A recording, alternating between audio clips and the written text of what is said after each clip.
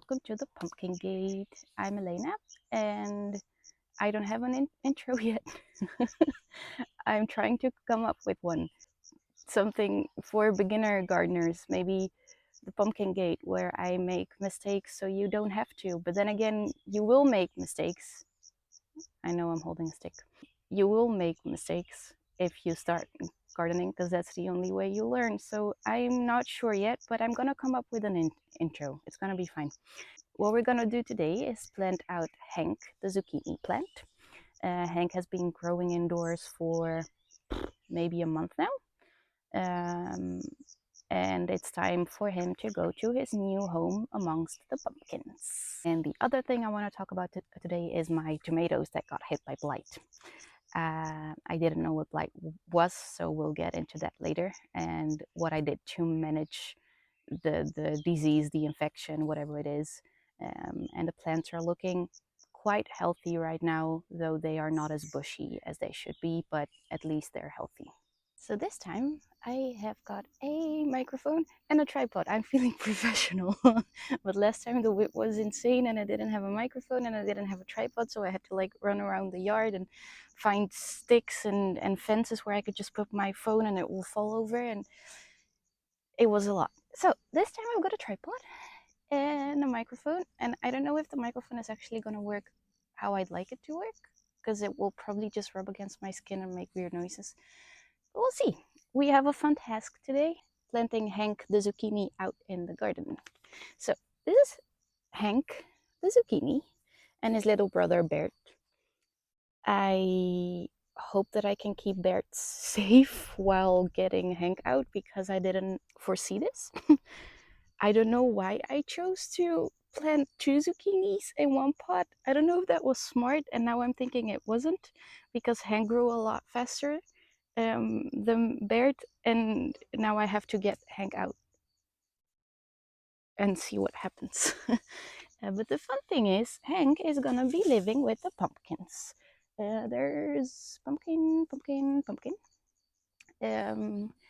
This whole bed was pumpkins, but only 1, 2, 3 germinated. So there's a huge bed where Hank can now live and make little Hank babies for us once it's time. So let's plant Hank out into the garden. You know what? I'm gonna water the ground first. Maybe that's a good idea.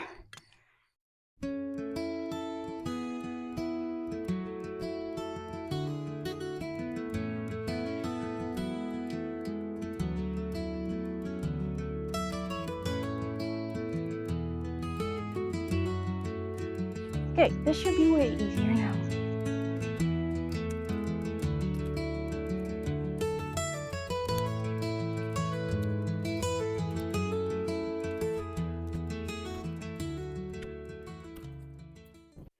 So now the hole is deep enough for me to put in some normal starting mix, so Hank has the time to grow his roots a bit before he encounters the clay.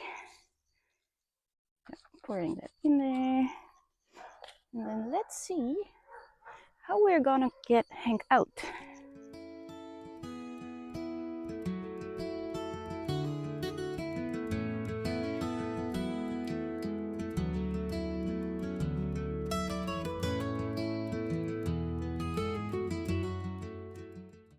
Look at him. There's so many roots in here. That is insane.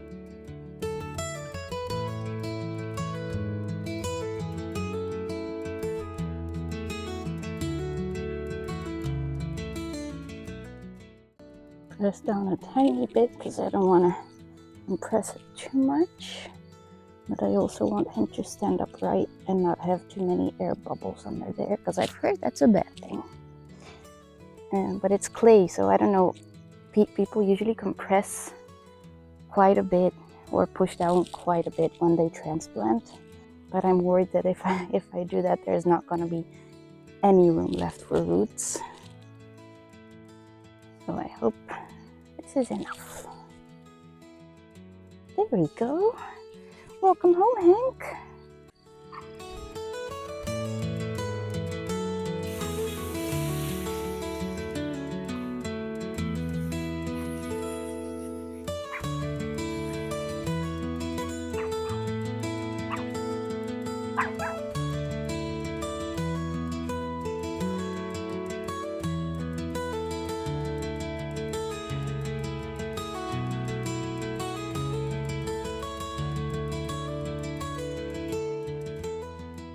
how big my cucumbers have grown, especially this one. They were stuck in like a in-between mode, pause mode, for a month and a half until I figured out that there weren't any nutrients in the ground. So I gave all of the tomatoes and, well, everything in the garden a nutrient boost. Now I'm gonna give it every week, once a week. And it's two different things that I'm switching between every week. But look at it.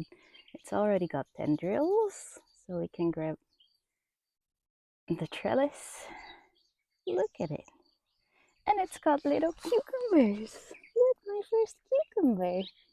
At least I think that's a cucumber. That's a cucumber, right? Are any gardener's hands ever clean? Because mine are surely not. There's another one. Another baby cucumber. Spiky. Given that these looked awful a month ago, they were practically dying. This is great. Like, it has grown from about here to where it is now in like maybe a week and a half. So that is awesome. And the other ones are growing as well, but a bit slower. And that's perfectly fine. Look. These babies are also growing. My tomatoes were hit by blight. I didn't know what that was until one tomato, rest in peace, died, and I had to pull it out and burn it, and then try to save the other cherry tomatoes, because only the cherry tomatoes actually got sick, because I planted them out way earlier than the rest, and there were some rains. But look, my first little cherry tomatoes. So cool is that? And there's more flowers coming in every day. There's more over there. More cherry tomatoes. And this guy has also got cherry tomatoes.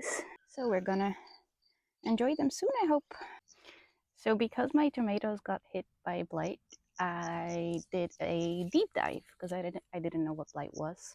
I saw that the leaves were starting to turn brown and curl in, dry out. Not the same curl as a peach curl or a cherry curl, but they curled in, and their stems started to get brown as well, like brown streaks up and down, and they just did not look healthy. And I thought, well, I don't know what that is. I'll just cut and prune a few of the leaves that have brown spots, but it should be fine, I guess, right? Until the day, I'm sorry, I'm holding a stick. I like talking with a stick, apparently. Until the day that one tomato that I showed you just now that is not there anymore, sadly. I hadn't been in the garden in maybe 2 days. I came into the garden and the tomato plant was completely dead, like completely dead. There was no redemption. I could not revive it. It was fully dry. It was hanging, like the whole stem was brown. All of the leaves were dried up. It was dead. And I panicked. I was like, whoa, what happened? I haven't been here in 2 days and my plants are dying. Luckily, it was just one of the tomato plants. So I panicked and I started researching. I use ChatGPT a lot. Not sponsored, I wish. I use ChatGPT a lot because it saves me a lot of research time if I just describe the symptoms or troubles I'm having, and ChatGPT is like, hey, this could be it. Well, the immediate response from ChatGPT was, that is blight. So I looked it up and I came across a lot of videos about blight, and it turns out that it's a very normal disease. It's fungi. It spreads by spores from the soil. Turns out it's very common, especially in rainy periods or rainy areas. Now, this is not a rainy area, but we did have a full month of a lot of rain. Like every other day it was raining. And I did not protect the plants. I didn't know that I should, because it was rain. Rain is good, right? Well, when rain splashes up, and not all of them were mulched around, when rain splashes up, and if there is these spores of blight on the ground or in the soil, it splashes up and goes onto the leaves, and then it just infects the whole plant slowly. Some blight is slow. The early blight is slow. The late blight is very fast. So that's what happened to the tomato plant that died. That was late blight. So it died within a couple of days. Like the whole plant just boom, gone. What you can do to prevent it, which I'm gonna do next year, is mulch around the plants very well. Well, first thing, I won't be planting out on this side all of the tomatoes. They will go to another spot because there is blight here. Probably there's more blight in the rest of the garden, but at least I'll be sure to not plant them on this side. At the end of summer, the spores become airborne. Yay! So even if you thought that you got rid of all of the blight spores and you threw them aside meters away from your plants, they become airborne at some point and they will come back to haunt them. So I burn everything. I use gloves so I don't touch the spores myself, and I make sure not to touch any healthy parts of the plants or any healthy plants with those gloves off afterwards. And for now, I just prune them off with my hands because, I mean, the tomato plants are so small, so I don't need actual scissors. So for now, the cherries are doing fine. Let's see if they grow strong and if the disease will keep on ruining my crops. I hope not. And I might make some home concoctions to use. You can use like non-organic stuff. My neighbors did, but that just kills the blight and saves the plants. But I am very much into organic and I don't want to spray anything on my plants except for like natural stuff. And there is a trick with baking soda and water that is supposed to slow down the blight a bit. I don't know if it works. I might try it out if the blight comes back strong. For now, the plants are mostly clean, like all of the leaves are clean. It's just the stems that are still a bit brown, but you can't get rid of that. So we'll see if it comes on strong again. I might try the baking soda and the water trick. If you guys have any tricks that I don't know about and it's not too late for me to apply them, I will be very grateful to know. So yeah, this is it for today. We planted out Hank, the zucchini, and we saved Bert, hopefully. We gave him a bigger new home, and we talked about the blight of the tomatoes.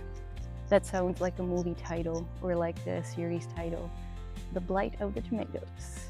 So we'll see how they fare, and I'll see you guys next time. Zoe's going crazy with her hedgehog again. Is it a hedgehog? She stole my slipper. It's not a hedgehog.